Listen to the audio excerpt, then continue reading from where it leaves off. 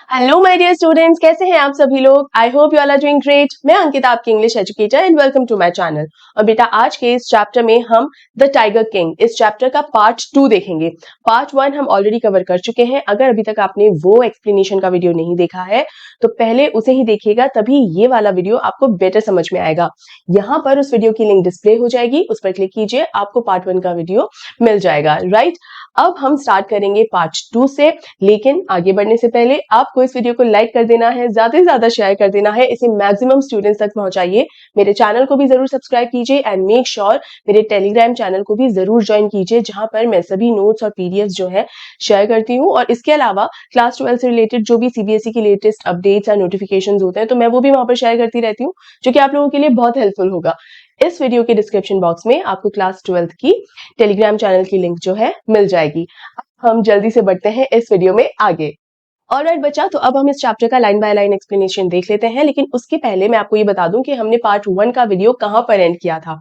तो वो एंड हुआ था 3 लाख के बिल पर। यस, हमारा जो राजा है द टाइगर किंग, उसने बेसिकली अपने किंगडम को बचाने के लिए जो अलग अलग किस्म की डायमंड रिंग है वो दुराई सैनी को भेजी, यानी एक हाई रैंकिंग ब्रिटिश ऑफिसर की वाइफ को भेजी, ताकि वो जो ऑफिसर है जिस वजह से नाराज हो सकता था, या हो सकता था कि प्रतिबंधपुरम, जो कि इस टाइगर किंग के किंगडम का नाम है, तो प्रतिबंधपुरम पर कहीं कोई हमला ना कर दे, अटैक ना कर दे, इस वजह से मनाने के लिए, या वो नाराज ना हो जाए, उसकी नाराजगी को दूर करने के लिए वो डायमंड रिंग्स किसे भेजी थी?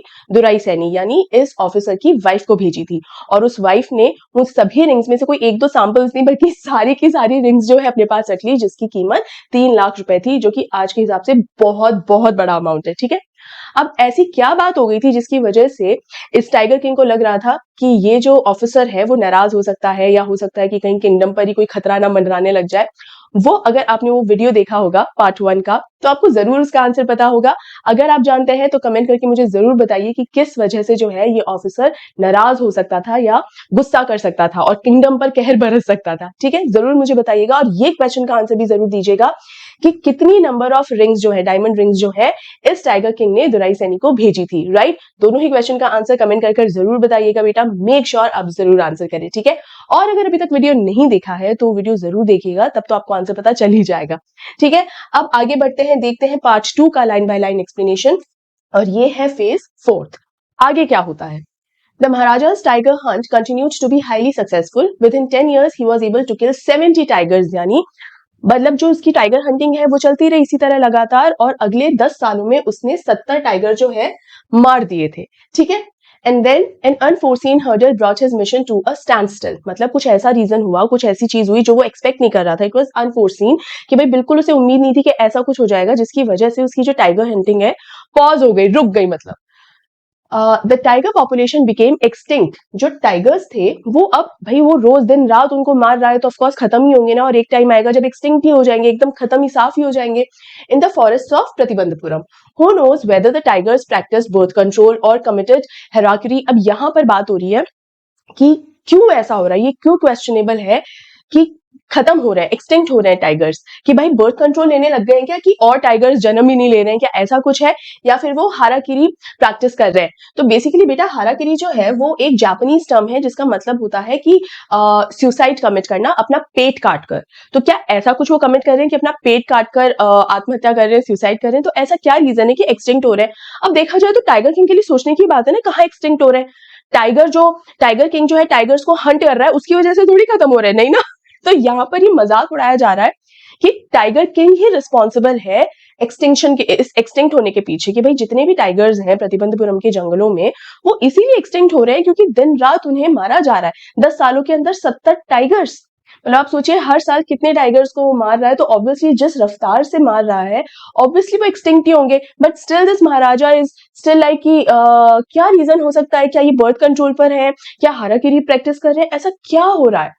राइट, तो ये भी एक मजाक उड़ाने वाली चीज है कि कुछ लोग, कुछ लीडर्स ऐसे होते हैं जिनके खुद के एक्शंस की वजह से बहुत ही खराब जो कॉन्सिक्वेंसेज होते हैं, जो रेपरकशंस होते हैं, वो झेलने पड़ते हैं।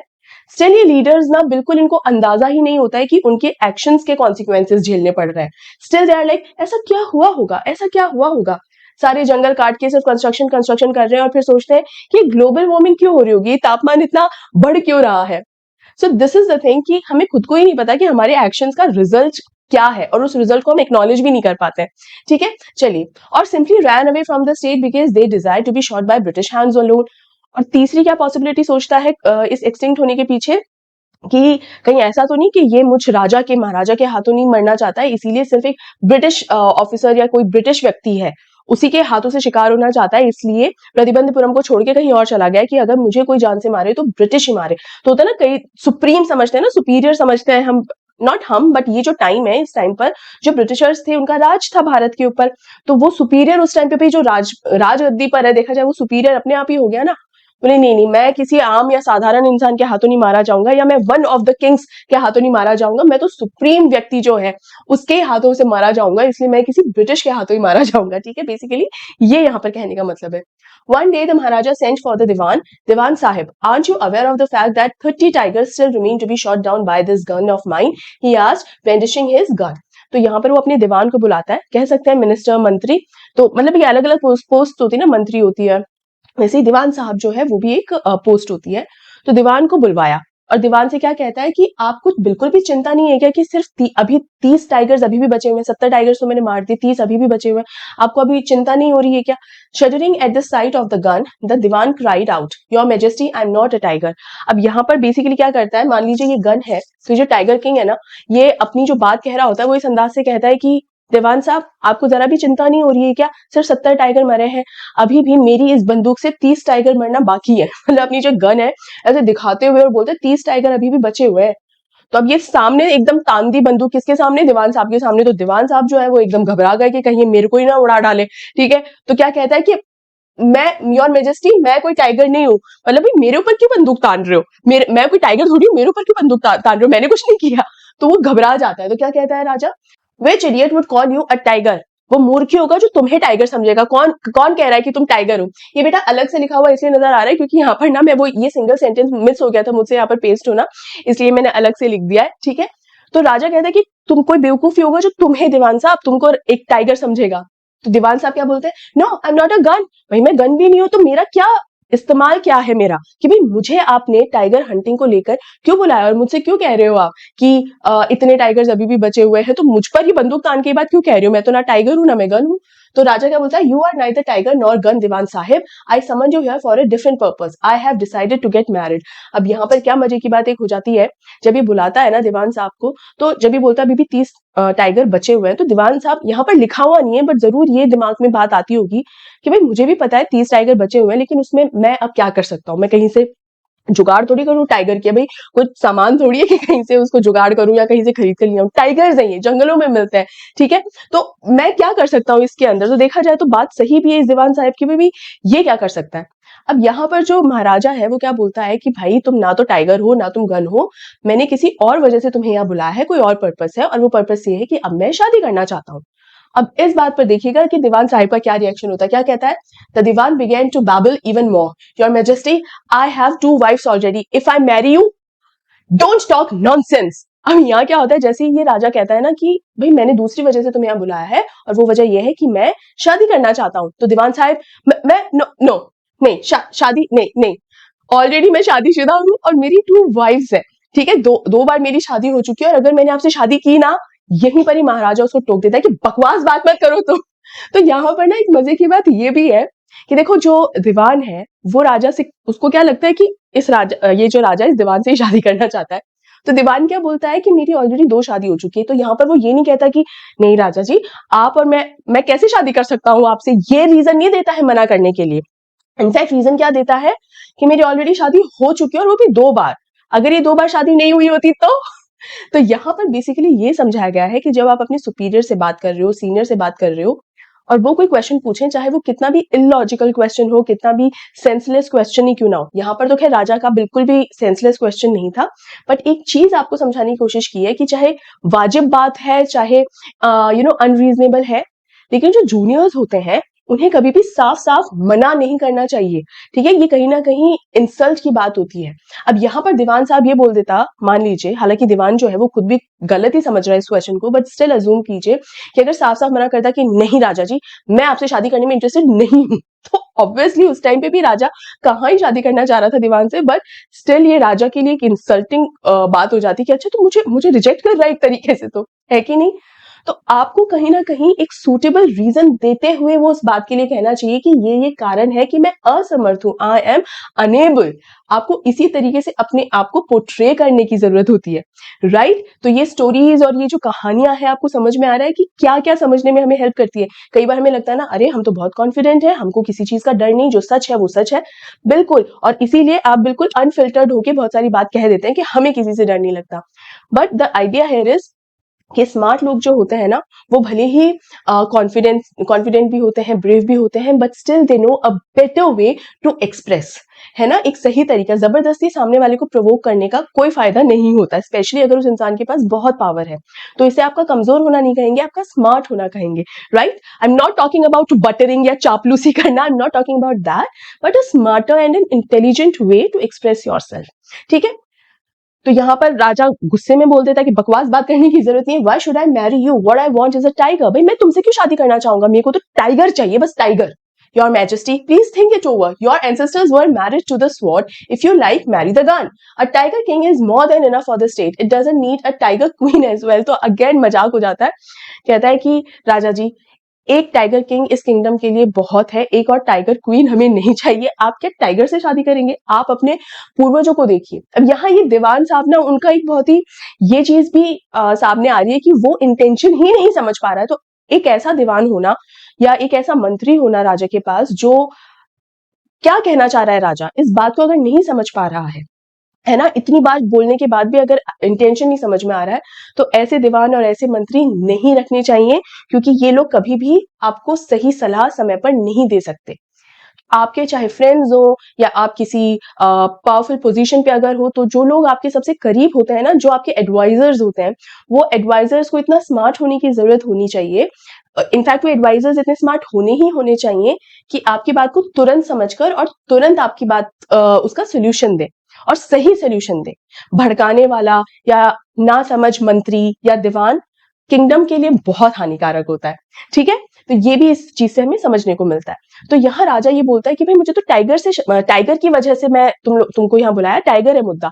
कहता है अच्छा आप टाइगर से शादी करना चाहते हो? अरे भाई आपके जो पूर्वज हैं, बुजुर्ग हैं, उन्होंने तलवारों से भी शादी करी है, तो अगर आप चाहें तो आपकी ये जो गन है, बंदूक से शादी कर लीजिए, लेकिन टाइगर से क्यों शादी करना चाहते हैं? एक टाइगर किंग सफिशिएंट है इस स्टेट के लिए, अब हमको कोई टाइगर क्वीन नहीं चाहिए। तो राजा कहता है, the Maharaja gave a loud crack of laughter. हंसी आ जाती है राजा को इस बात पर। क्या कहता है? I am not thinking of marrying either a tiger और a girl, but a girl from the ranks of human beings. कि भाई मैं एक लड़की से, जो इंसान हो, उसी से, ह्यूमन रेस की एक लड़की से ही शादी करना चाहता हूँ, किसी टाइगर से या किसी गन से शादी नहीं करना चाहता हूँ। First you may draw up statistics of tiger populations in the different native states. Next you may investigate if there is a girl I can marry in the royal family of a state with a large tiger population. अब यहाँ पर ध्यान दीजिए क्या हो रहा है। Basically बोल रहा है कि मेरे लिए एक ऐसी लड़की ढूंढ कर लाओ जो मेरे लिए सूटेबल मैच भी हो, और ऑफ कोर्स किसी किंगडम की प्रिंसेस ही होनी चाहिए, और इस स्टेट, ऐसी स्टेट, उसका ऐसा किंगडम होना चाहिए कि जहां पर टाइगर्स की पॉपुलेशन भी सबसे ज्यादा हो। तो यहाँ आप देखो, इसकी जो प्रायोरिटी है, उस प्रायोरिटी में गर्ल्स, उस लड़की की जिससे शादी करेगा, उस लड़की की खूबियों के अंदर पहली क्या है? पहली खूबी ये होनी चाहिए उस लड़की की कि वो एक ऐसे राज्य की प्रिंसेस हो जहां पे टाइगर पॉपुलेशन बहुत अच्छी हो, और सेकंड नंबर पे आता है कि वो लड़की मेरे लिए सूटेबल मैच होनी चाहिए। तो यहाँ पर टाइगर को मारने की जो उसकी जो प्रायोरिटी लिस्ट है ना, वो इतनी खतरनाक है कि नहीं, टाइगर पहले, लड़की मेरे लिए थोड़ी कम भी सूटेबल होगी तो चलेगी, वो मैच थोड़ा ठीक ठाक भी होगा तो चलेगा, लेकिन टाइगर वो खूब सारे होने चाहिए, ठीक है। चलिए, The Diwan followed his orders. He found the right girl from a state which possessed a large number of tiger. भाई दीवान ऐसा एक किंगडम ढूंढ लेता है, एक स्टेट ऐसी ढूंढ लेता है कि जहां पर बहुत सारे टाइगर्स हो, और लड़की भी सही मैच थी, सूटेबल मैच थी, तो उससे शादी हो जाती है।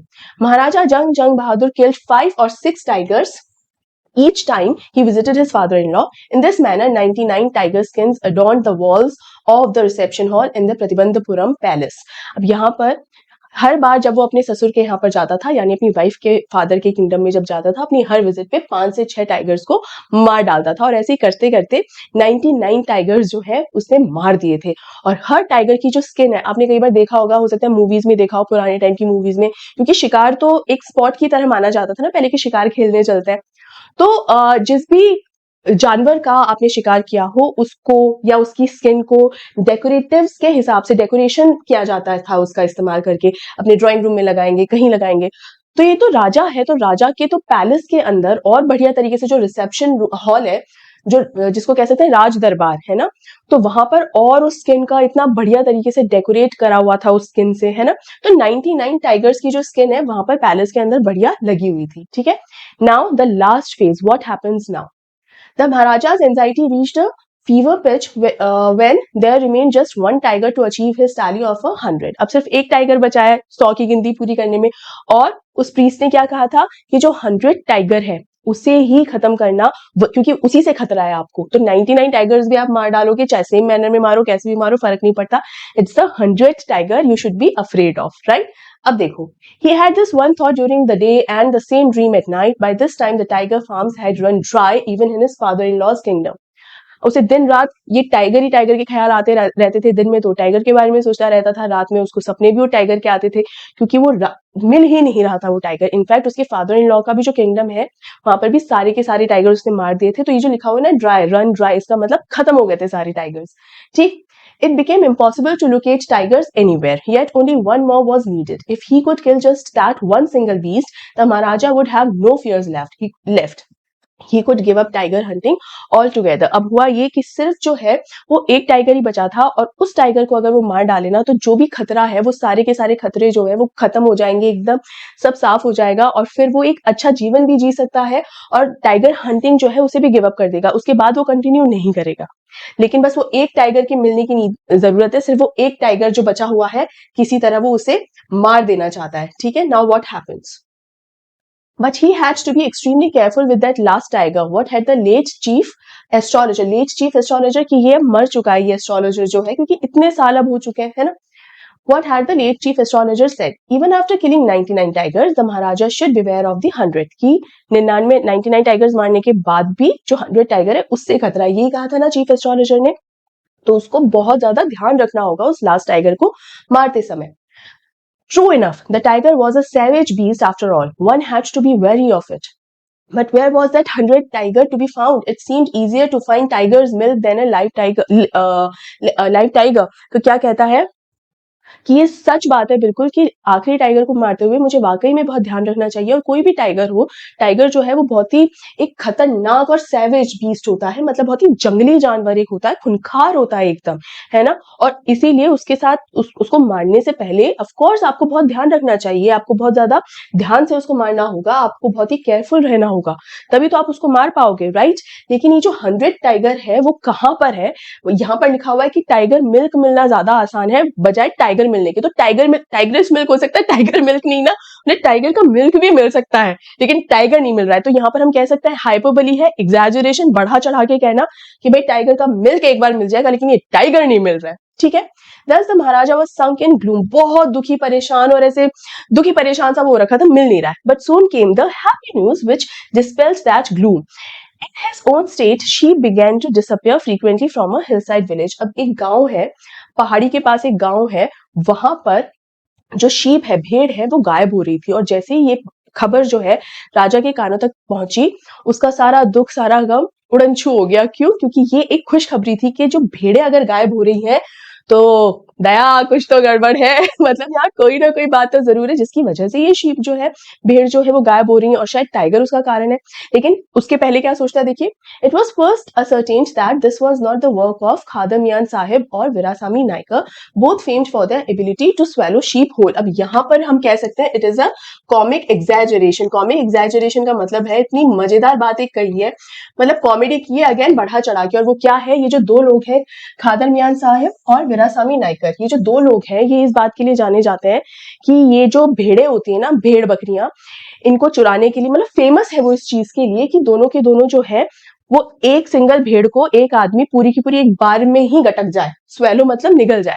अब एक भेड़ को निगल जाने का ये मतलब नहीं कि अच्छा ये भेड़ यहाँ खड़ी है, उठाया और गप, ये मतलब नहीं है इसका मतलब ये है कि ना रातों रात सफाया कर देना। दैट मीन्स कि एक भेड़ को रातों रात गायब कर देना, मे बी चुरा कर बेचते होंगे, क्या करते हैं वो एग्जैक्ट यहाँ मेंशन नहीं है, लेकिन इस मतलब इनके बताने से ये समझ में आ रहा है उनको एकदम साफ करते थे, ये कहाँ गटक गए। अपन कई बार बोलते हैं ना कि इतना पैसा दिया था, इतना पैसा कहाँ गटक गए, वो क्या एक्चुअल में थोड़ी गटका होगा। इट मीन्स कि कहाँ खर्च कर दिया इतने सारे पैसे को, इतनी जल्दी कहाँ खर्च कर दिया, इट मीन्स दैट। ठीक है, तो एकदम उसको अगर चुराते थे मान लो, तो रातों रात उसका सफाया कर देना बेसिकली। ठीक है, surely a tiger was at work. अब ये यकीन हो गया था, ये लोगों ने जब पता लगाया तो ये समझ में आ गया था दैट ये दोनों जो है रिस्पॉन्सिबल नहीं है भेड़ों के गायब होने के पीछे, तो ये किसका काम है, टाइगर का ही काम है। The villagers ran to inform the Maharaja. The Maharaja announced a 3-year exemption from all taxes for that village and set out on the hunt at once. अब राजा इतना खुश हुआ कि उसने क्या अनाउंस किया कि ये पर्टिकुलर गांव जो है 3 सालों तक इस गांव से किसी भी तरीके का कोई लगान नहीं लिया जाएगा, सारा लगान माफ है, मतलब टैक्स जो है वो माफ है, कोई टैक्स इनसे नहीं लिया जाएगा अगले 3 सालों तक। ठीक है, और खुद वहां पर जाकर रहने लग गया उस टाइगर की खोज में कि वो मिलेगा तो मैं उसे मारूंगा, after all it is the 100th tiger, right. The tiger was not easily found. It seemed as if it had wantonly hid itself in order to flout the Maharaja's will. अब वो टाइगर मिले ही ना, और ऐसा लग रहा था कि जानबूझ के वो जो टाइगर है वो उसने अपने आप को जानबूझ के छुपा लिया है ताकि वो महाराजा को जितना हो सके उतना परेशान कर सके। The Maharaja was equally determined. He refused to leave the forest until the tiger was found. As the days passed, the Maharaja's fury and obstinacy mounted alarmingly. Many officers lost their jobs. अब हुआ क्या कि जो महाराजा है वो भी, भाई tiger अगर जिद्दी है तो हमारा महाराजा भी ढीठ है, वो भी पूरा डिटरमिन्ड है कि मार के ही दम लूंगा। तो हुआ ये कि उसने उस फॉरेस्ट को, जहाँ पे उस हिल साइड में वो जो विलेज है वहां पे जो जंगल है वहां गया हुआ था, तो उसने भी ठान ली थी जब तक 100 टाइगर नहीं मारूंगा मैं इस जंगल से नहीं जाऊंगा जब तक टाइगर ना मिल जाए। ठीक है, अब दिन बीतते गए लेकिन वो जो टाइगर है वो मिले ही ना, तो इसीलिए जो उसकी चिड़चिड़ाहट है राजा की, जो उसका गुस्सा है, उसकी फ्यूरी जो है वो इतना ज्यादा बढ़ने लग गई कि कोई भी इंसान उसके सामने आके कोई ऐसी बात अगर कहता था ना जो राजा को अच्छी नहीं लगती थी तो बस उसको जॉब से ही निकाल देता था। और इसी वजह से बहुत सारे ऑफिसर्स ने अपनी नौकरी भी गवा दी कि अच्छा नहीं मिला तुम्हें tiger, get out, you are fired, तुम्हारी जॉब गई। तो ये इतना ज्यादा गुस्सा और इतना ज्यादा चिड़चिड़ाहट में वो आ चुका था। One day when his rage was at its height, the Maharaja called the Diwan and ordered him to double the land tax forthwith. अब यहाँ क्या होता है कि गुस्सा बढ़ते बढ़ते इतना बढ़ जाता है कि राजा जो है एक दिन दीवान को बुलाता है, क्योंकि वो इतना ज्यादा इरिटेट हो चुका था, उसका जो पेशेंस है वो जवाब दे चुका था महाराजा का। तो अब वो क्या करता है, दीवान को बुलाता है और क्या ऑर्डर करता है दीवान को कि जो लैंड टैक्स है ना इस गांव का उसे डबल कर दीजिए। अब देखिए इस पॉइंट को ध्यान रखिएगा क्योंकि इस पर कई बार क्वेश्चन जो है फ्रेम हो चुका है कि जो राजा है वो इस गांव का जो टैक्स है वो कितना बढ़ाता है और कौन सा वाला टैक्स बढ़ाता है। ठीक है, तो पहला तो आंसर ये है कि लैंड टैक्स जो है वो बढ़ाता है। क्यों लैंड टैक्स क्यों बढ़ाता है? क्योंकि इसी जमीन पर जो है वो टाइगर उसको नहीं मिल रहा है, इतना समय हो गया। और कितना बढ़ाता है? डबल कर देता है। वो इतना इरिटेट हो चुका है कि जहां जिस गांव का अगले 3 साल का हर तरीके का टैक्स वो माफ कर चुका था, अब उसको लैंड टैक्स को डबल कर रहा है, इतना गुस्से में था।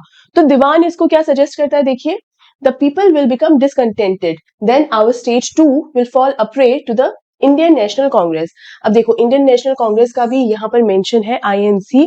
ये वो समय है बेटा जब कांग्रेस भी, ये जो पार्टी थी वो भी फॉर्म हो गई थी, फ्रीडम मूवमेंट चला रही थी, राइट, और एंटी टैक्स कैंपेन चला रही थी भारतीयों के भले के लिए, है ना।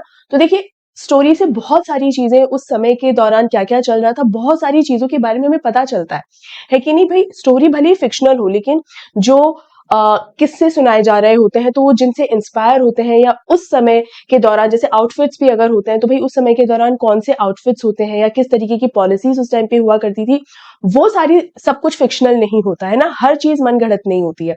तो हमें बहुत सारी ऐसी चीजों के बारे में भी पता चलता है कि अच्छा उस समय पर ऐसा ऐसा था।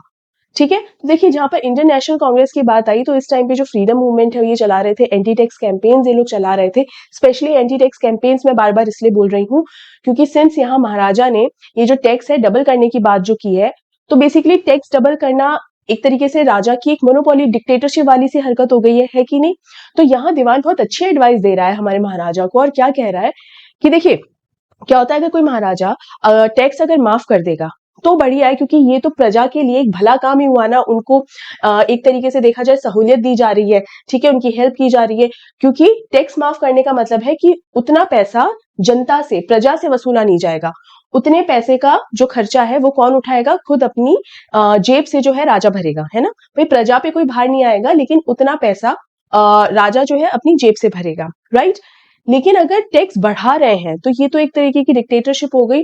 तो दीवान ये सजेस्ट कर रहा है कि जो लोग हैं वो डिसकंटेंट हो जाएंगे, यानी गुस्से में आ सकते हैं, परेशान हो सकते हैं, क्योंकि ये अच्छा डिसीजन तो है नहीं, ये उनके फेवर का डिसीजन तो है नहीं। तो अगर उन्होंने प्रोटेस्ट कर दिया, अगर उन्होंने अपनी आवाज उठा दी, आपके अगेंस्ट अगर वो लोग चले गए, तो हो सकता है इनका ये प्रोटेस्ट और इन्होंने जो ये आवाज उठाई है वो इंडियन नेशनल कांग्रेस के कानों तक भी पहुंच जाए। और अगर आईएनसी को पता चल गया कि आप ऐसा कर रहे हैं महाराजा, मतलब प्रतिबंधपुरम में ऐसा कुछ हो रहा है कि जो महाराजा है वो अपनी डिक्टेटरशिप चला रहा है, कि जो टैक्स है डबल कर दिया है, तो हो सकता है महाराजा जी आप जो है इंडियन नेशनल कांग्रेस की नजर में आ जाए और उनका शिकार हो जाए, क्योंकि वो एंटी टैक्स कैंपेन्स चला रहे हैं, राइट? तो ये दीवान जो यहाँ पर एडवाइस देता है राजा को, बहुत ही बढ़िया एडवाइस देता है। ठीक है, आगे देखते हैं। In that case you may resign from your post, said the king. अब ये बात तो इसने बहुत सही कही है इस दीवान ने, लेकिन हमारा जो महाराजा है वो कोई भी ऐसी बात सुनने को तैयार ही नहीं है जो उसको इस वक्त जम नहीं रही हो। उसको तो इस वक्त एक ही बात जमेगी, और वो क्या कि भाई टाइगर मिल गया, इसके अलावा उसको कुछ भी मतलब सहन ही नहीं हो रहा है। तो जैसे ही वो ये बात सुनता है दीवान की, कैसे क्या बोलता है, अगर ऐसा नहीं हो सकता ना भाई, ना तो तुम टाइगर ढूंढ कर ला पा रहे हो, ना मुझे तुम टैक्स बढ़ाने दे रहे हो, मैं कर ही नहीं पा रहा हूँ, हेल्पलेस फील कर रहा हूँ, तो ऐसा करो तुम ना इसी वक्त त्याग पत्र दे दो, इसी वक्त रिजाइन करके और चले जाओ यहाँ से। तो यहाँ गुस्सा आ रहा है इसको। अब यहाँ दीवान को लगा इतने सारे ऑफिसर्स हैं, उन्होंने भी अपनी जॉब खो दी, अब कहीं अगला नंबर मेरा ही ना हो। तो देखो दीवान ने क्या प्लानिंग की हुई होती है, देखिए। The Diwan went home convinced that if the Maharaja did not find the tiger soon, the results could be catastrophic. Catastrophic मतलब बहुत ही dangerous हो सकते हैं, सब कुछ destruction हो सकता है, ठीक है? तो क्या कहता है कि अगर महाराजा को टाइगर जल्द से जल्द नहीं मिला, तो इसका नतीजा बहुत ही खतरनाक होने वाला है, हो सकता है वो सब कुछ ना डिस्ट्रॉय कर दे। He felt life returning to him only when he saw the tiger which had been brought from the People's Park in Madras and kept hidden in his house. अब क्या है ये People's Park? क्या है? मद्रास के अंदर एक zoological park होता है ना, या जू मान लीजिए। तो यहाँ इस चिड़ियाघर से मद्रास में एक पीपल्स पार्क नाम का एक जू है, वहां से एक टाइगर पहले ही लाकर ये दीवान अपने घर में रख लेता है। अब ये क्यों करता है? ये एक बैकअप प्लान है दीवान का। वो ऐसा कि दीवान ऑलरेडी समझ चुका है कि जितने भी टाइगर्स थे वो ऑलरेडी मार चुका है सारे के सारे महाराजा, ठीक है? और कुछ भी नहीं बचा हुआ है, सारे के सारे टाइगर्स महाराजा मार चुका है, ठीक है? अब अगर मिल गया महाराजा को भी टाइगर, तब तो बहुत बड़ी बात है, लेकिन बहुत बढ़िया बात है। लेकिन अगर नहीं मिला, तो जो 100th टाइगर है ना, वो जब सबसे ज्यादा जरूरत होगी ना राजा को, उस टाइम पे मैं उसके सामने पेश करूंगा। अब ये सारी चीजें देखो कहीं पर भी लिखी नहीं है जो मैं आपको बता रही हूँ, लेकिन एक इंटेंशन समझ में आता है। ये हम कह सकते हैं एक स्मार्टनेस भी है कि जरूरत के टाइम पे देखो मैं आपके सामने आया, लेकिन ये कहीं पर सामने नहीं आया कि मैंने ही इस जरूरत को जन्म दिया है। इसका मतलब ये है कि जो 100th टाइगर नहीं मिल रहा था ना हमारे महाराजा को, तो कितना परेशान हो गया था, कितना मतलब इस टाइम पे राजा बहुत ही ज्यादा परेशान है, बहुत ज्यादा गुस्से में कि कब मिलेगा वो 100 टाइगर, है ना? तो उसकी जो सिचुएशन इस टाइम पर है बहुत ही डेस्परेट है ना? ये सिचुएशन किसकी वजह से? कहीं ना कहीं दीवान इज रिस्पॉन्सिबल, क्योंकि अगर वो पीपल्स पार्क से अगर एक टाइगर को अरेंज कर सकता है, तो इसका मतलब वो थोड़े समय पहले भी कर सकता था। जिस लेवल पर इस महाराजा की डेस्परेशन पहुंच चुकी है, वो शायद उस लेवल पर पहुंचने से पहले ही ये जो दीवान है राजा के सामने वो टाइगर पेश कर देता, ये सब कर सकता था ना। बट पर्पसली ये दीवान जो है उस मोमेंट का वेट कर रहा है जहां पर राजा को एक टाइगर देखकर सुकून मिले और एकदम रिलैक्स हो जाए वो, कि फाइनली, मतलब वो होता है ना कि एकदम राइट मौके पे, कि जब लोहा गर्म हो तभी हथौड़ा मारना चाहिए। दीवान ने एग्जैक्टली वही किया। और ऐसा क्यों किया जाता है ये रियल लाइफ में भी होता है, और यही चीज सिखाने के लिए कल्कि ने इस तरीके के इंसिडेंट्स को मेंशन किया है, कि कल्कि हमको ये सिखाना चाहते हैं कि आप सामने, मतलब बेसिकली हमें सिखाना नहीं चाहते कि हम ऐसा करें, बेसिकली हमें ये सिखाना चाहते हैं कि लोग ऐसा करते हैं, कि जानबूझ के उस सिचुएशन को क्रिएट करेंगे बिना किसी के सामने आए, और फिर खुद ही उस सिचुएशन का, उस प्रॉब्लम का हल देंगे, उसका सोल्यूशन देंगे। तो दुनिया के सामने क्या हो जाएगा, एकदम वाहवाही लूटेंगे, देखो। अब यहाँ पर जो दीवान है वो यही करेगा कि जब वो टाइगर, जब सबसे ज्यादा जरूरत है महाराजा को उस टाइगर की, उस टाइम पे वो टाइगर अवेलेबल करवा रहा है। और सिंस उस टाइम पे अवेलेबल करवा रहा है, तो महाराजा के लिए दीवान की जो एक रिस्पेक्ट है, या दीवान की जो एक इंपॉर्टेंस है बेसिकली, वो कितनी गुना बढ़ जाएगी। आप सोचिए कि बाकी सारे ऑफिसर्स जो है ये अरेंज नहीं कर पाए हैं, लेकिन दीवान साहब ने करवा दिया, ये है काम का व्यक्ति। Got the idea? ये यहां पर समझाने की कोशिश की है कि लोग ऐसा करते हैं। देखिए At midnight, when the town slept in peace, the Diwan and his aged wife dragged the tiger to the car and shoved it into the seat. The Diwan himself drove the car straight to the forest where the Maharaja was hunting. अब यहाँ पर क्या करते हैं, आधी रात जब हो चुकी होती है ना, उस टाइम पे ये जो टाइगर है इसको गाड़ी में बिठा के, अब जू का मतलब चिड़ियाघर का एक टाइगर है तो कितना ही ज्यादा प्रोटेस्टिंग या कितना ही ज्यादा खतरनाक वो होगा, ठीक है, तो वो इतना खतरनाक नहीं था। और जो दीवान की जो वाइफ है, she is again very aged, मतलब थोड़ी बुजुर्ग है, और ये दोनों के दोनों जो है आधी रात को और ये जो टाइगर है इसको गाड़ी में बिठा के और लेकर आते हैं, और कहाँ पर छोड़ देते हैं इसको, जहां पर टाइगर हंटिंग के लिए राजा के रहने के लिए अरेंजमेंट्स किए गए ना, टाइगर हंटिंग के लिए जहां पर अरेंजमेंट्स किए गए हैं फॉरेस्ट में। तो इस दीवान का प्लान यही होता है कि मैं इस टाइगर को सबसे छुपा छुपू के और उस फॉरेस्ट के अंदर प्लांट कर दूंगा, किसी को पता भी नहीं चलेगा कि एक्चुअल में दीवान कहीं और से, मतलब किसी जू से, मद्रास के कहीं किसी चिड़ियाघर से इसको लेकर आया है और जंगल में छोड़ दिया है। लोगों को क्या लगेगा कि ये वही टाइगर है जिसके बारे में सुनने में आया था, जो भेड़ों को खत्म कर रहा था, ठीक है, भेड़ों को खा रहा था, भेड़ें कम होती जा रही थी ना, तो सबको ये लगेगा ये वही वाला टाइगर है। लेकिन असली कहानी सिर्फ कौन जाता है, हमारा दीवान या फिर हम लोग, राइट। तो देखो आगे क्या होता है। When they reached the forest, the tiger launched its satyagraha. Satyagraha launch करने का क्या मतलब है, again why this term has been used, क्योंकि सत्याग्रह गांधी जी का एक तरीका है, एक साइलेंट प्रोटेस्ट, एक ऐसा तरीका प्रोटेस्ट करने का जहां जो कि हार्मलेस होता है लेकिन फिर भी सामने वाली पार्टी को मजबूर करने की ताकत रखता है, कि अगर आप कुछ मनवाना चाहते हो। प्रोटेस्ट बहुत तरीके के होते हैं, वायलेंट प्रोटेस्ट भी होते हैं, साइलेंट प्रोटेस्ट भी होते हैं, है ना। तो गांधी जी का दिया हुआ है सत्याग्रह की साइलेंट प्रोटेस्ट। अब यहाँ पर ये जो टाइगर है उसने साइलेंट, ये भी क्वेश्चन एग्जाम में पूछा गया है बेटा कि साइलेंट प्रोटेस्ट का क्या मतलब हुआ। तो साइलेंट प्रोटेस्ट का यही मतलब है कि अगेन जू का एक टाइगर है तो बहुत ज्यादा वायलेंट तो नहीं हो पा रहा है, हो भी नहीं सकता, मतलब उसको टेम किया जा सकता है ना, उसको संभाला जा सकता है। तो वो कि भाई गाड़ी से बाहर, कार से बाहर निकलने को तैयार ही नहीं है कि मैं नहीं जाऊंगा, और कहीं ना कहीं डर गया कि पता नहीं मुझे कहाँ लेकर जा रहे हैं आधी रात को, भाई पता नहीं क्या करने वाले हैं ये लोग, तो कहीं ना कहीं डर सा गया है और एकदम साइलेंट प्रोटेस्ट कि बाहर जाने को ही तैयार नहीं है कार के, कि मैं नहीं जाऊंगा, ठीक है। And refuse to get out of the car, मतलब कार से बाहर निकलने को तैयार ही नहीं है ये tiger. The Dewan was thoroughly exhausted in his efforts to haul the beast out of the car and push it down to the ground। अब इसको, अब टाइगर है, कोई ऐसा छोटा मोटा जानवर तो है नहीं, भारी भरकम अच्छा स्ट्रॉन्ग जानवर एक होता है, तो इसको बाहर निकाल के, टाइगर को कार से बाहर निकाल के और फॉरेस्ट में लेकर आया ना, तो बुरी तरह थक चुका था दीवान, मतलब पूरी तरीके से एग्जॉस्ट हो चुका था, ठीक। On the following day, the same old tiger wandered into the Maharaja's presence and stood as if in humble supplication. Master, what do you command of me? It was with boundless joy that the Maharaja took careful aim at the beast. The tiger fell in a crumpled heap. अब यहाँ पर क्या है भाई, रात को छोड़ दिया, आधी रात को छोड़ दिया, ठीक है, और जब सुबह हुई ऑन द फॉलोइंग डे, मतलब काफी दिन बाद नहीं, वही रात की वो जब सुबह हुई, तब राजा जी जो है वो तो हंटिंग के लिए एकदम तत्पर थे, तैयार थे एकदम। और वही जो ओल्ड टाइगर, वही वाला जो टाइगर है, ओल्ड मतलब बूढ़ा नहीं है, वही पुराना वाला टाइगर जो राजा दीवान ने छोड़ा है फॉरेस्ट में, वही जो टाइगर है वो भी इधर उधर भटकता हुआ, वॉन्डर करता हुआ और महाराजा के सामने बेसिकली आ गया, और एकदम इस तरीके से सामने आया कि master what do you command of you, मतलब उसका जो एटीट्यूड था ना कि बताइए राजा जी क्या करना है, आपका क्या हुक्म है, मेरे को जान से मारना चाहते हो, मैं यहाँ पर प्रकट हूं आपके सामने, मैं यहाँ पर मौजूद हूँ, लो भाई मार लो जान से मेरे को। बिल्कुल इसी तरीके का लग रहा था वो टाइगर। अदरवाइज टाइगर कैसे होते हैं, अग्रेसिव होते हैं, है ना, फेरोशियस होते हैं, फियर्स होते हैं, गुस्सा आता है मतलब कितना ज्यादा खूंखार होता है टाइगर, ठीक है। तो ऐसे मतलब इस तरह से थोड़ी आ जाएगा, लो मैं आ गया मार दो गोली, ऐसे नहीं होगा ना। लेकिन ये टाइगर बिल्कुल ऐसा ही लग रहा था, चिड़ियाघर का टाइगर था, ठीक है।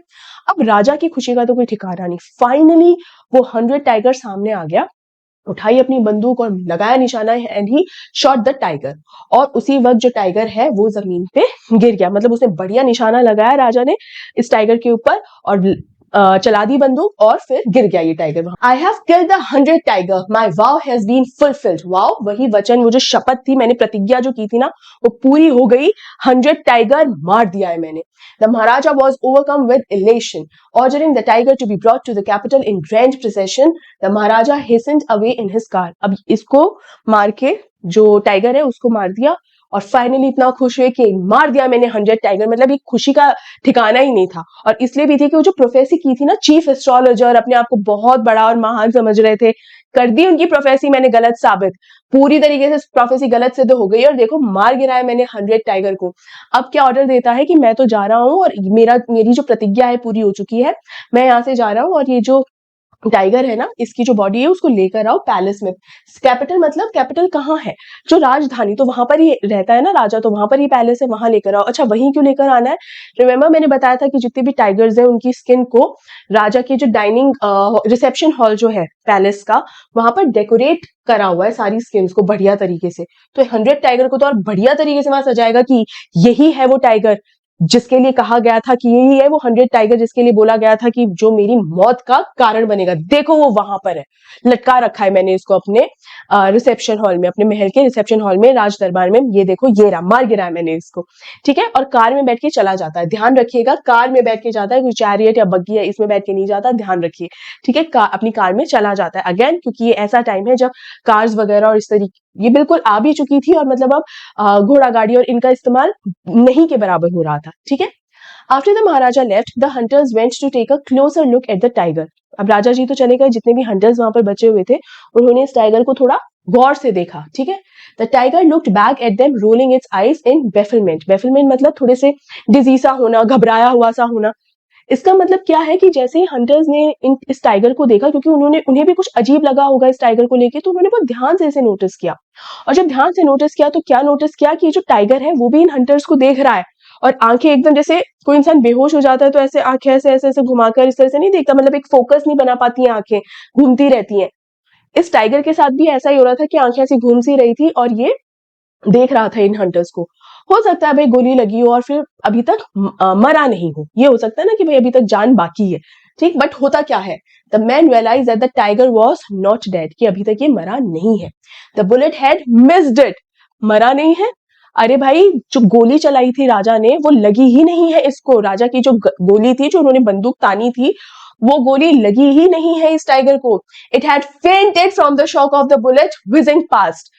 ये गोली जैसे ही चलाई ना, तो वो जो बुलेट है वो एकदम पास से निकली होगी इसके टाइगर के। भाई राजा का निशाना था तो अच्छा ही, हाँ यहाँ पर ही मिस्ड द शॉट, इसका निशाना चूक गया राजा का, लेकिन इतना खराब निशाना थोड़ी था कि यहाँ टाइगर है तो वहां गोली जाएगी, इतना खराब निशाना थोड़ी है। यहाँ टाइगर है तो इसके आसपास से ही निकली होगी। तो बंदूक की जो धाएं आवाज थी ना, एक तो वो आवाज, और वो जो बंदूक, वो जो गोली थी वो एकदम पास से निकली होगी जुप करके। तो बेचारा अपना चिड़ियाघर का टाइगर था, हो गया बेहोश कि हाय, और वहीं पर गिर पड़ा। और राजा को क्या लगा था कि मैंने मार गिराया। He didn't notice, he didn't bother to notice कि हो सकता है कि एक बार चेक तो करूं, हो सकता है बच गया हो सकता है क्या, मैंने एक बार क्रॉस चेक। 100 टाइगर की बात हो रही थी भाई, क्रॉस चेक तो करना बनता ही है ना। लेकिन नहीं, उसी वक्त जैसे ही बंदूक चलाई और उसी वक्त मैंने 100 टाइगर को मार गिराया और ऑर्डर देके चला गया वहां से अपनी कार में बैठ के। अब क्या होता है, the hunters wondered what they should do. अब यहाँ पर घबरा गए हंटर्स कि अब वो क्या करें, भाई राजा को बताएं या क्या करना चाहिए। देखा जाए तो राजा को बता देना चाहिए ना कि 100 टाइगर है, अभी तक मरा नहीं है, आइए और प्लीज इसे मार गिराइए। लेकिन ये करते क्या है, they decided that the Maharaja must not come to know that he had missed his target, if he did they could lose their jobs. इस पर भी कई बार क्वेश्चन आया हुआ है और स्टेट बोर्ड्स में तो बहुत बार क्वेश्चन बना है कि ये इन्होंने ऐसा बेसिकली क्यों किया। क्योंकि यहाँ पर हंटर्स क्यों नहीं बताया राजा को, ये क्या करते हैं कि राजा को बताने की बजाय खुद ही जो है इस टाइगर को गोली मार देते हैं और ये टाइगर मर जाता है। भाई वो राजा को क्यों नहीं बताते हैं, तो राजा को इससे नहीं बताते क्योंकि इस समय राजा, आप लोग जानते हैं, कितना ज्यादा गुस्से में आया हुआ था, कितने सारे ऑफिसर्स को जो है उसने नौकरी से निकाल दिया था। Right now these hunters they couldn't afford to lose their jobs. भाई गरीब इंसान है, उसकी नौकरी अगर चली गई तो, और अगर राजा ने इस बात को पर्सनली ले लिया कि अच्छा मुझे कह रहे हो that I missed the shot, इस बात को पर्सनली अपने ईगो पर ले लिया, तो नौकरी से हाथ धोना तो छोड़िए, हमें जिंदगी से हाथ धोना पड़ जाएगा, तब हम क्या करेंगे। तो अपने आप को बचाने के लिए, अपनी नौकरी बचाने के लिए इन हंटर्स ने टाइगर की असलियत नहीं बताई महाराजा को। Right, one of the hunters took am from a distance of 1 foot and shot the tiger. और जितने भी हंटर्स थे उनमें से एक ने करीब 1 फुट का डिस्टेंस लेके, दूरी बना के, और इस टाइगर को मार डाला, उसको बंदूक गोली जो है मार दी और उसको मार डाला। This time he killed it without missing his mark, और इस बार वाला निशाना नहीं चूका। Then, as commanded by the king, the dead tiger was taken in procession through the town and buried. A tomb was erected over it. और उसको मतलब एक कब्र की तरह उसको दफनाया गया। उसको क्या बोलकर गया था वो जो टाइगर किंग है कि इसको वहां ले आना, कैपिटल में ले आना, तो वहां राजधानी लेकर गए इस डेड बॉडी को। ठीक है, और वहां पर जो है दफना दिया इस टाइगर को, और कब्र की तरह एकदम कि भाई एकदम उठा हुआ टूम बना दिया वहां पे कि देखो यही है वो कब्र जो 100 टाइगर की है। Right, A few days later, the Maharaja's son's third birthday was celebrated. Until then, Maharaja had given his entire mind over to tiger hunting.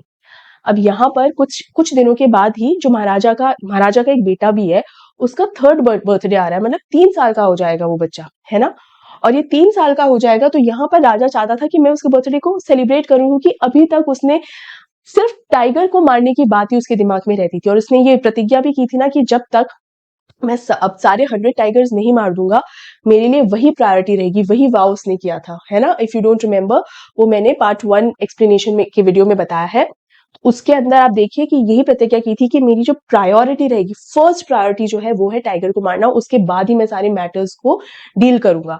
तो बाकी सारे मैटर्स में उसका अपना बेटा भी आता था कि उस पर भी उसने कोई ध्यान नहीं दिया। उसके जो गोल्डन टाइम होता है एक बच्चे का, उसको भी इस पिता ने कहीं ना कहीं मिस किया। क्यों? क्योंकि उसके लिए क्या प्रायोरिटी थी? टाइगर को मार गिराना। He had no time to spare for the crown prince. और ये जो राजकुमार है, इसके लिए समय ही नहीं था इस राजा के पास, क्योंकि सारा टाइम टाइगर हंटिंग पर जाता था। But now the king turned his attention to the child. लेकिन अब राजा का पूरा ध्यान किस पर है? इस बच्चे पर है। He wished to give him some special gift on his birthday. He went to the shopping center in Pratibandhapuram and searched every shop but couldn't find anything suitable. Finally, he spotted a wooden tiger in a toys shop and decided it was the perfect gift. अब यहाँ राजा क्या चाहता था कि मैंने अपने बच्चे पर ज्यादा ध्यान नहीं दिया और अभी 3 साल का हो रहा है, तो इसके थर्ड बर्थडे को तो मैं स्पेशल बनाऊंगा और मैं उसको एक स्पेशल गिफ्ट दूंगा। अब राजा के तो बहुत सेवक होंगे, वो किसी को भी भेजकर बढ़िया से अरेंजमेंट करवा सकता है, बढ़िया बढ़िया गिफ्ट खरीद कर ला सकता है, लेकिन वो खुद जो है प्रतिबंधपुरम का जो मार्केट है, खुद वहां जाता है कि मैं खुद से सेलेक्ट करूंगा कि मैं अपने बच्चे को क्या गिफ्ट दूं। वो गिफ्ट मैं खुद से सेलेक्ट करना चाहता हूँ, क्योंकि मैंने अपने बच्चे के लिए कुछ किया ही नहीं, 3 साल हो गए, तो अब मैं कुछ उसके लिए खास करना चाहता हूँ।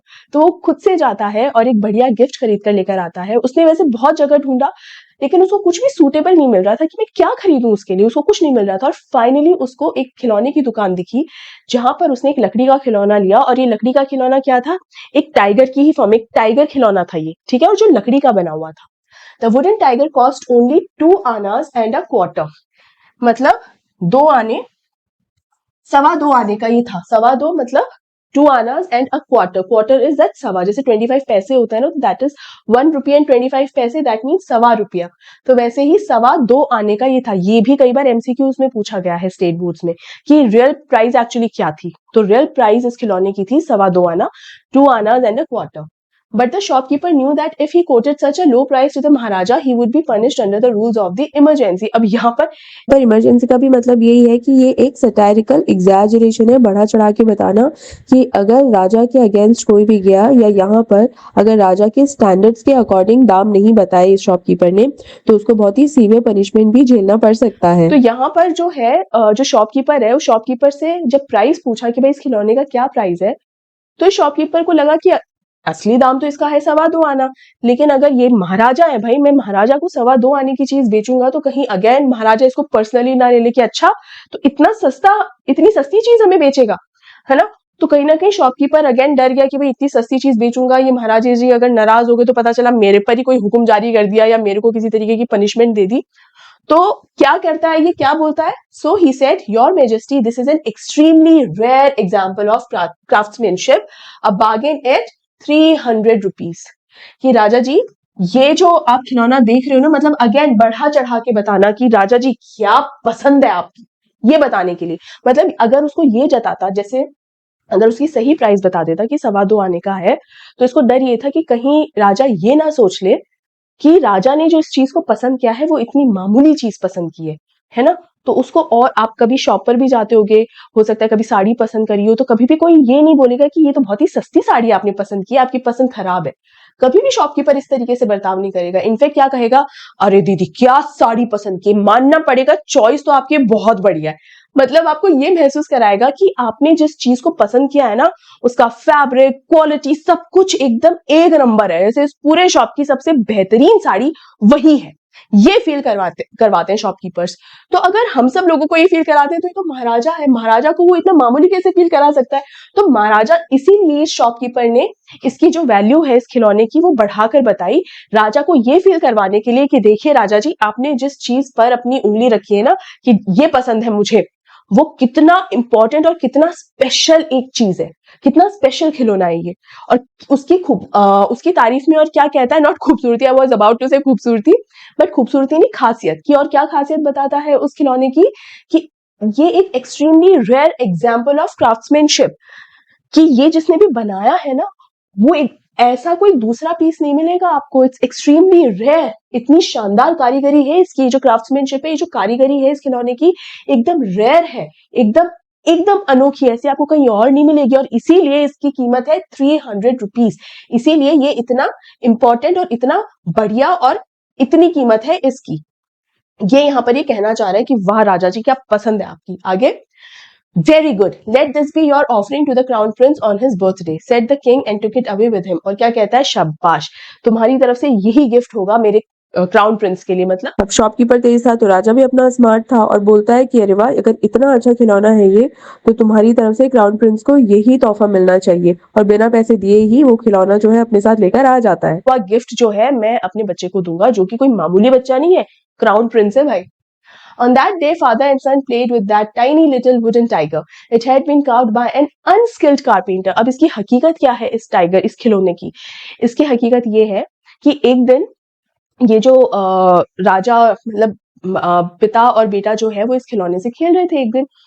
तो होता क्या है कि ये जो खिलौना है, बेसिकली कोई रेयर एग्जाम्पल ऑफ क्राफ्ट्समैनशिप ऐसा कुछ नहीं है, कोई बहुत शानदार ऐसी कारीगरी नहीं है उसकी। इनफैक्ट इसे एक अनस्किल्ड कारपेंटर ने बनाया था। मतलब एक ऐसा होता है ना कि एकदम नया नया कारपेंटर जो होता है, उसने इसको बनाया था। उसको ज्यादा लकड़ी का काम जो है करना ही नहीं आता था प्रॉपरली। तो होता है ना कि बिगिनर्स जो होते हैं, नौसिखिया टाइप का, ऐसा कुछ था कि ज्यादा ढंग से नहीं बनाना आता था उसको।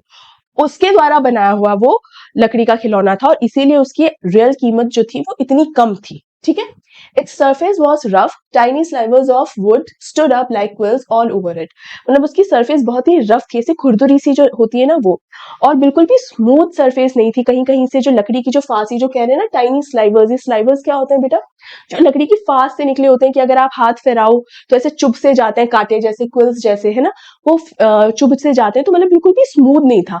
तो राजा ने कभी भी छोटे बच्चों के लिए कोई चीज तो खरीदी नहीं, अदरवाइज उसी चीज ध्यान रखते हैं कि भाई बच्चा इस चीज से खेल सकता है या नहीं। जैसे जब भी बच्चों के लिए कोई भी चीज खरीदते हैं तो हम ध्यान रखते हैं कि वो उसके एजेस शार्प ना हो या नुकीली ना हो वो चीज, वरना बच्चा खेलते वक्त उसे लग सकती है, चोट लग सकती है, हो सकता है आंख में चली जाए, कुछ भी चोट लग सकती है। तो इस तरीके की वो छोटी बड़ी चीजें होती हैं जो बच्चे के लिए सामान खरीदते वक्त ध्यान रखनी चाहिए। बट राजा ने तो कभी ध्यान दिया ही नहीं था अपने बच्चे पर, है ना। और उसकी क्या जरूरतें होती है और बच्चों को किन किन चीजों का ध्यान रखना होता है उनके लिए चीजें खरीदते समय, सिर्फ उसे पता ही नहीं था। तो वो बस ये खिलौना लेकर आ गया, और वो किस धुन में था, इस धुन में था कि फाइनली मैं अपने बच्चे के साथ टाइम स्पेंड करूंगा। और ऊपर से मैंने एक ऐसी चीज चुनी है जो इतनी खास है कि 300, मतलब it's a rare example of craftsmanship. तो इतनी खास चीज भी मैंने चुनी है, तो बस उसी धुन में था।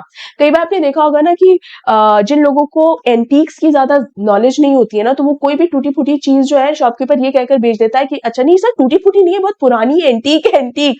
अब जिसको एक्चुअल में एंटीक्स की नॉलेज होती है वो तो समझ जाते हैं, लेकिन जिसको नहीं है वो तो फंस गए ना बेचारे। तो ये भी एक चीज होती है। तो ये एक स्मार्टनेस होती है कि आप अपनी चीजें कैसे बेच दो, कैसे टिका दो सामने वाले को। ठीक है। आगे क्या होता है, one of those slivers pierced the Maharaja's right hand. He pulled it out with his left hand and continued to play with the prince. अब खेलते दौरान क्या हुआ, जो वो एक फांस सी थी ना, वो कांटे जैसे, वो राजा के राइट हैंड में चुभ गई। उसने अपने लेफ्ट हैंड से उसको निकाल के फेंक दिया कि हाँ भाई चलो ठीक है, लग गई, कोई नहीं। और उसने अपने बेटे के साथ खेलना जारी रखा। Then what happened, the next day infection flared in maharaja's right hand. वो जो कांटा सा चुभा था ना, वो बिल्कुल लकड़ी भी शायद अच्छी लकड़ी नहीं थी, और एक खराब लकड़ी हो सकता है, कुछ उसमें कीड़ा लगा हुआ हो, है ना, कुछ भी कारण हो सकता है, कोई खराब लकड़ी से बना दिया गया हो, और ऊपर से कांटा वो चुभ भी गया, तो बिल्कुल हो सकता है कि लकड़ी ठीक नहीं है। तो जो चोट लगी थी ना, उससे इन्फेक्शन हो गया राजा के हाथ में, और वो इन्फेक्शन अगले दिन पूरे हाथ में फैलने लग गया। इन 4 days it developed into a separating sore which spread all over the arm। और अगले 4 दिनों के अंदर, इन 4 days, वो जो पूरा का पूरा जो वो इन्फेक्शन था वो पूरे हाथ में फैल के और बहुत ही खतरनाक घाव वो बन गया। ठीक है। अब सिंस ये घाव बन गया, तो अब इसको अर्जेंट ट्रीटमेंट की जरूरत है कि भाई कुछ भी हो सकता है। तो होता क्या है, 3 famous surgeons were brought in from Madras. After holding a consultation, they decided to operate. The operation took place.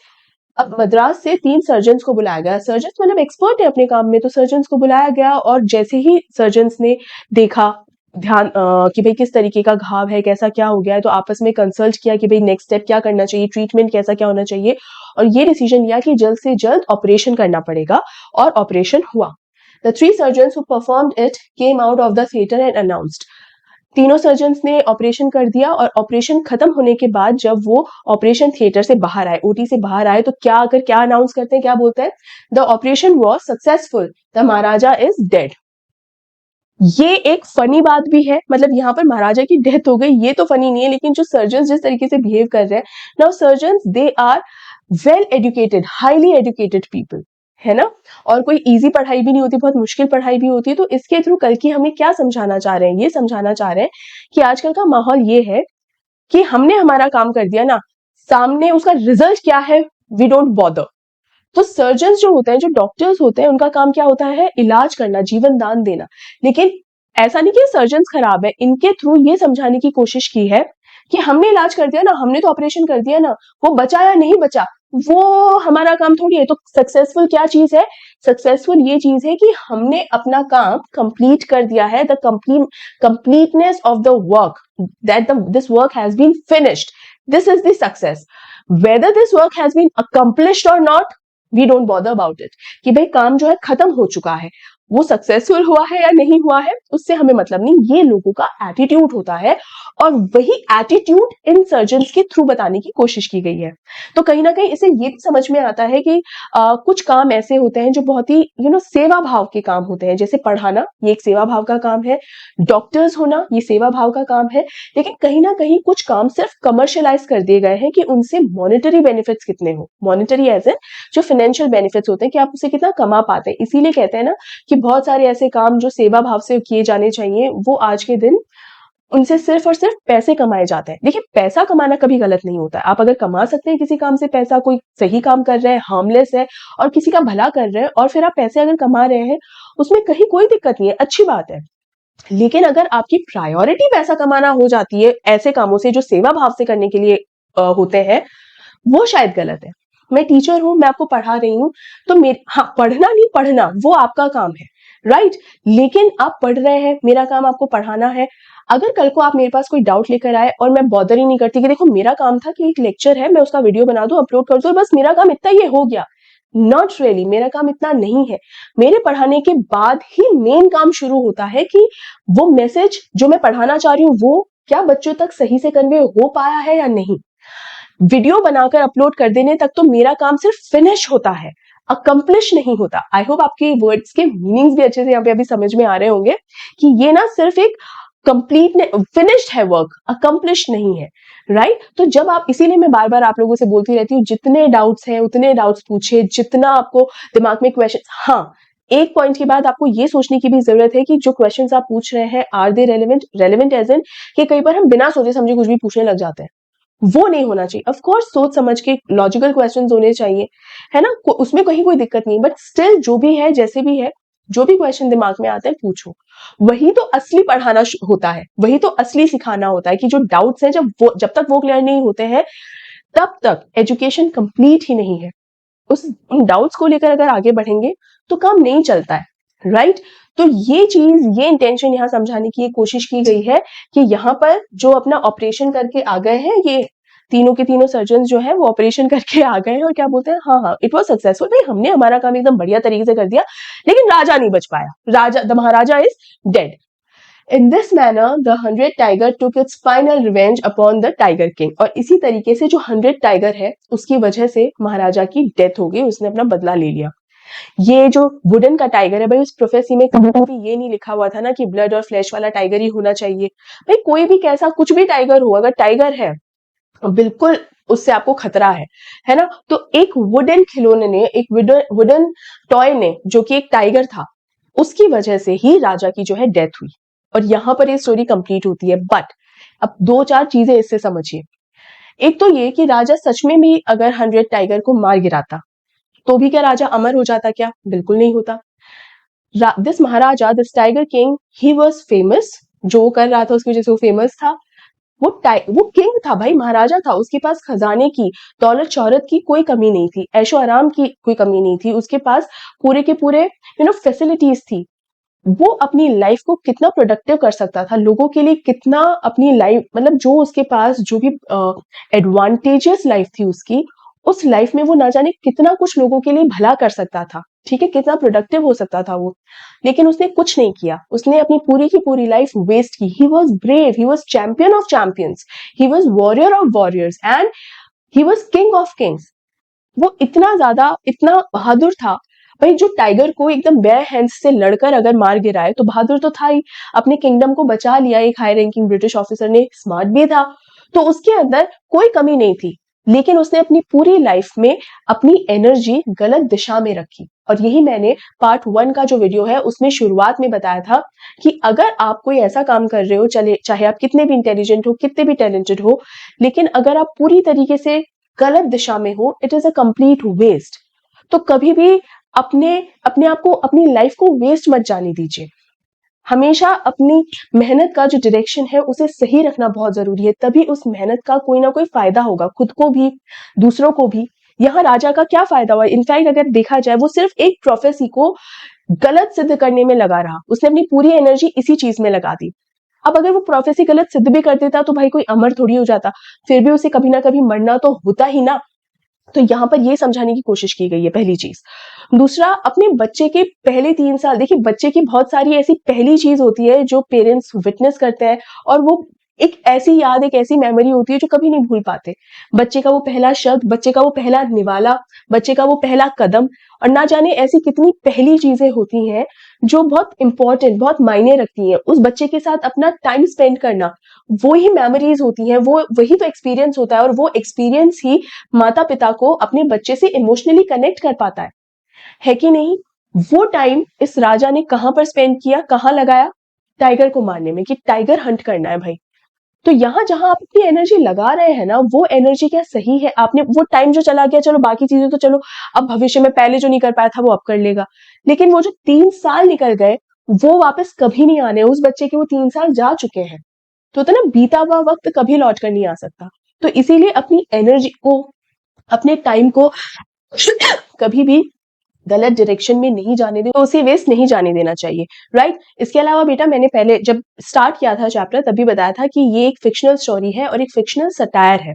और सटायर क्या होता है? एक तंज कसना, मतलब हंसी मजाक में एक सीरियस मुद्दे को पेश करना। फिर वो मुद्दा चाहे पॉलिटिकल मुद्दा हो, चाहे सोसाइटी का कोई मुद्दा हो, घरेलू हो, कोई भी ऐसी चीज हो, लेकिन उन्हीं मुद्दों को बहुत ही एक कॉमिक अंदाज में, या कि टोंट मारते हुए, इस तरीके से उन मुद्दों को लोगों के सामने लेकर आना, राइट? थोड़ा सा उसको टोन डाउन कर देना और फिर लोगों के सामने लेकर आना। जैसे इस चैप्टर के अंदर, जैसे ये सटायर होगा, जैसे दीवान साहब का जो एटीट्यूड है वो बहुत खतरनाक सटायर है, कि उसे पता है कि किस तरीके से अपने राजा को जो है संभालना है ना, किस तरीके से राजा को जो है उसे जवाब कैसे देना है, रिस्पॉन्स कैसे देना है। मैंने आपको थ्रू आउट द चैप्टर समझाया भी है। ये रियल लाइफ में भी होता है कि आप अपने सीनियर्स, आप अपने सुपीरियर्स से पर्टिकुलर तरीकों में बिहेव नहीं कर सकते। आप उनकी बात को एकदम रिजेक्ट नहीं कर सकते कि नहीं नहीं आप ये गलत कह रहे हो मैम, आप ये गलत कह रहे हो सर, आप ये नहीं कर सकते हो। क्योंकि हो सकता है कि वो इस चीज को कंस्ट्रक्टिवली लेने के बजाय नेगेटिवली ले ले, अपने ईगो पर ले ले कि अच्छा मेरा जूनियर हो गया और मेरे को इस तरीके से साफ साफ बोल रहा है कि नहीं मैं गलत हूँ, राइट? तो आपको इस तरीके से बोलने की जरूरत होती है कि आप जो कह रहे हैं वो सही है, लेकिन आप ये भी काम करके ये तरीका भी अपना कर देख लिए, हो सकता है कि शायद कोई फायदा हो जाए, है ना? इस तरीके से अपने आप को पेश करना। इसके अलावा थ्रू आउट द चैप्टर मैंने आपको अलग अलग जगह बताया है कि क्या एटीट्यूड रखा है दीवान साहब ने, राइट? हंटर्स जो है, हंटर्स भी जो क्या है, राजा को बताते नहीं, डरते हैं। तो लोग कहीं ना कहीं अपना ही फायदा देख रहे होते हैं, लेकिन अपने सुपीरियर की चापलूसी करते हैं टोटल। उनकी हाँ में हाँ मिलाते हैं, चाहे वो गलत ही क्यों ना कह रहे हो, गलत ही क्यों ना बोल रहे हो, राइट? तो ये इसीलिए क्या करते हैं, ताकि ये उन्हें पर्सनल लेवल पे फायदा हो सके। सुपीरियर को चाहे कितना भी नुकसान हो रहा हो, लेकिन पर्सनल लेवल पे लोगों को फायदा हो सके, इसीलिए वो अपने सीनियर्स की, सुपीरियर्स की चापलूसी करते रहते हैं कि आपने जो कहा है, आपने जो किया है, इट इज द बेस्ट, वो एकदम सही है। शॉपकीपर ने जो हरकत की, वो भी एक कॉमिक, वो भी एक सटायर ही है कि अच्छा राजा जी आपने जो पसंद किया, अरे ये तो बिल्कुल सही है। और क्या ये रियल लाइफ के अंदर भी बिल्कुल है कि शॉपकीपर तक आपको बोलता है कि दीदी आपने जो साड़ी पसंद की है ना, ये तो बेस्ट है। अब क्या ऐसा वाकई में है क्या? तो इस तरीके के जो अलग अलग मुद्दे हैं, छोटे और बड़े मुद्दे, भाई साड़ी जैसा मुद्दा तो बहुत ही छोटा है, लेकिन ऐसे बहुत बड़े बड़े पॉलिटिकल एजेंडाज भी होते हैं जिन्हें इसी तरीके से हंसी मजाक करके सामने लेकर आया जाता है, दैट इज सटायर। जैसे कई बार एक और सीरियल है सारा भाई वर्सेस सारा भाई, ये मैंने पिछले साल भी आपको बताया था। उसके अंदर there is this woman who is a social worker, her name is Maya Sarabhai, और वो उसके लिए कि कोई एक मुद्दा था बच्चों की, अनाथ बच्चों की पढ़ाई के लिए उसे चंदा इकट्ठा करना होता था। वो चंदा इकट्ठा करने के लिए, मैं इतनी सज-धज के कहाँ जा रही हूँ, उससे पूछा जाता है कि चंदा इकट्ठा करने के लिए कहाँ, बोले 5 स्टार होटल में। बोले चंदा इकट्ठा करना तो 5 स्टार होटल में क्यों जा रहे हो? तो ये बहुत कॉमिक अंदाज में बताया गया है, लेकिन देखा जाए तो कितना सीरियस मुद्दा है ये, कि जहां अनाथ बच्चों के लिए आपको पैसे इकट्ठे करने हैं, तो वहां पर आप 5 स्टार होटल में खर्चा क्यों कर रहे हो? 5 स्टार होटल में तो बहुत खर्चा लगता है, वो खर्चा भी आप बचा सकते हो। सिर्फ अर्निंग्स जो होती है ना, सेविंग्स भी अर्निंग ही होती है, कि आपने अपना पैसा गलत जगह खर्च होने से अगर बचाया है, that is again an earning only. वो भी तो चंदे का हिस्सा ही तो होगा ना। कोई जब दूसरा इंसान अपने पर्स से निकाल के आपको पैसा देगा, क्या उसे ही आप चंदा काउंट करेंगे? क्या आपने अगर पैसे बचा लिए हैं तो उसे भी तो चंदा काउंट किया जाना चाहिए ना। तो ये जो मुद्दे होते हैं इन्हें सटायर कहा जाता है, and it is a fictional satire. I hope बेटा अच्छे से आपको ये सब समझ में आ गया है, एंड आई होप आप बहुत अच्छे से समझेंगे कि क्यों, कितना इंपॉर्टेंट हो सकता है ये चैप्टर आपकी रियल लाइफ में, और क्यों है ये चैप्टर आपके सिलेबस में। आई होप आपको ये सारी चीजें समझ में आई हैं। आप मुझे जरूर से जरूर बताना कि ये चैप्टर आपको कैसा लगा, मेरा एक्सप्लेनेशन आपको कैसा लगा, जरूर मुझे कमेंट करके बताइएगा।